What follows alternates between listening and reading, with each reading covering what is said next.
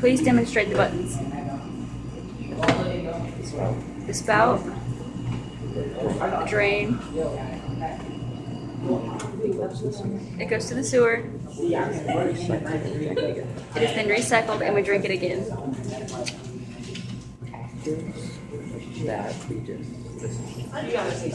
After that, this cycle continues. Mesopotamian plumbing gathers speed going downhill through the homes and out into the river. Now we demonstrate drinking the water, and then we press the button or something.